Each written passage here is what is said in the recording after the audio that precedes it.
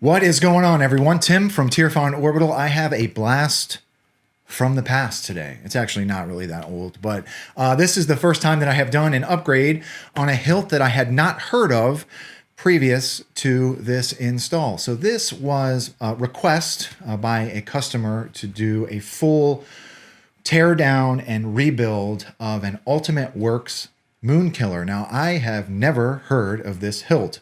That's not saying much. I've only been in the hobby for 3-4 years, right? But I had not heard of the Moonkiller prior to this, right? So this was a tri-cree base-lit setup, right? I'm smiling because, I mean, I came in the hobby like right at the ass end of when tri-cree were like being phased out. They're not really phased out. I mean, they're still offered, but this was before everybody was going to NeoPixel, and so yeah, it was fun tearing this down. It was interesting getting this hilt in hand.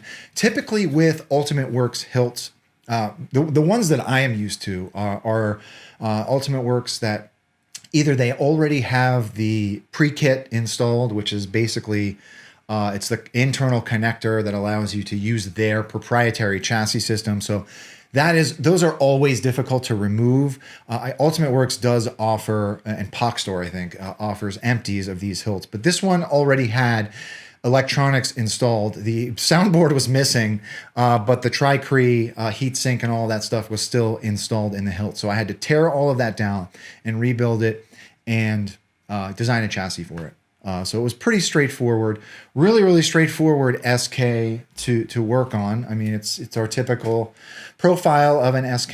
The other different thing about this hilt is that there were no switch holes in the control box.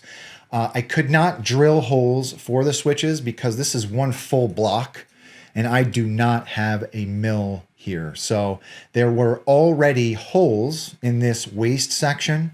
I'm assuming that's where the old switches were. This didn't have switches either. So I just put some steel ball tactile switches there, right? So, I mean, it's a nice solid hilt. Yeah, so this was a little bit of fun to do this one. So let's come into Fusion and talk about the chassis really quick, and then we will come up top and do a demo. Okay, so here is the chassis, right? Greeblies along each side of the chassis. Essentially with this one, I just mirrored each side with the Greebly work. Fully enclosed 28mm speaker. This is from Smugglers Outpost.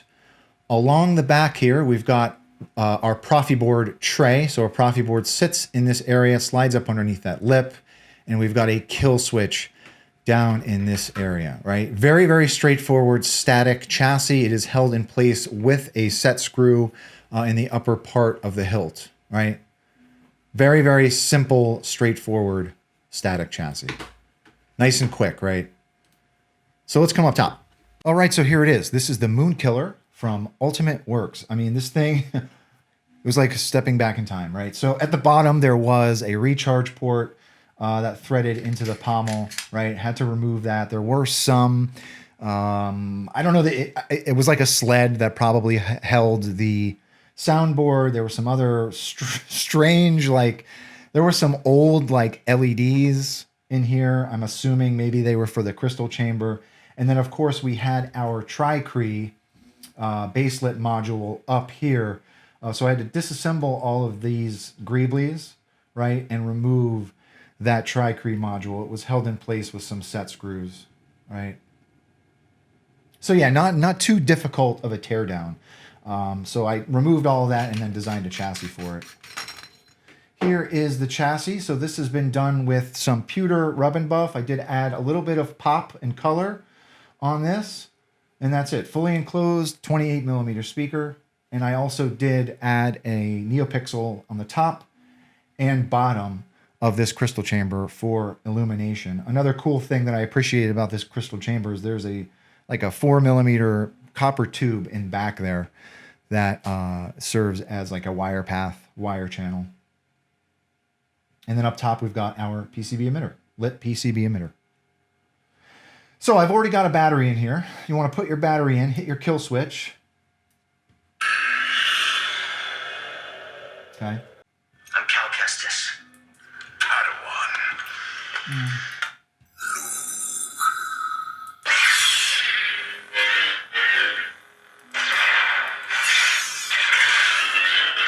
So once you get your battery in, you can thread your grip on, and you're ready to go.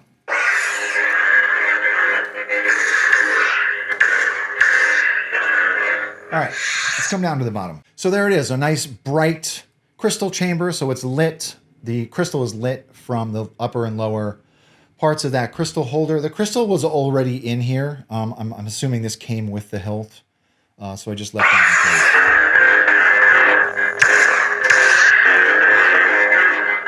Let's see what else we put on here.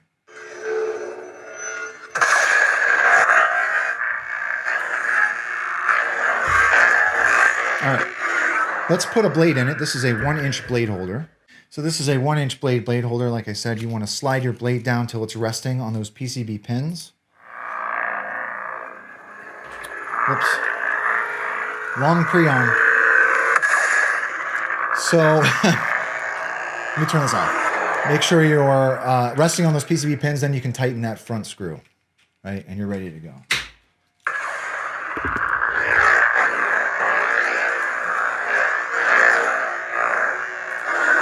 So what's going on here?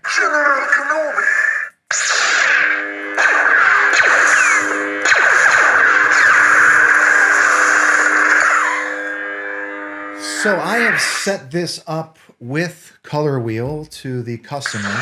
To access color wheel, you want to hold down aux and tap main.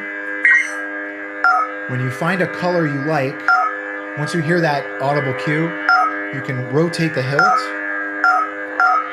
When you find a color you like, let's get to red.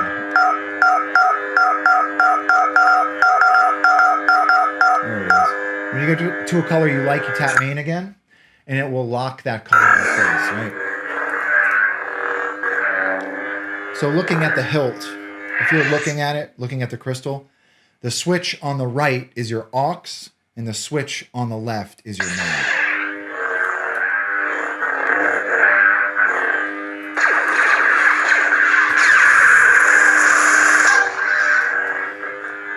See what else is going on here.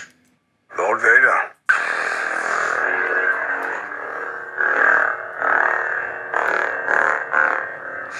One more. I let you live. Solid hilt. All right.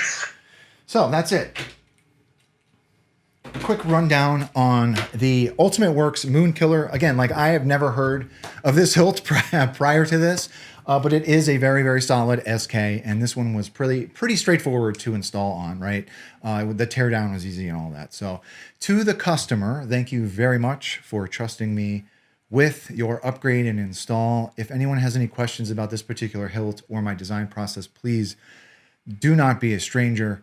And with that being said, may the force be with you always. Have a good one, everybody.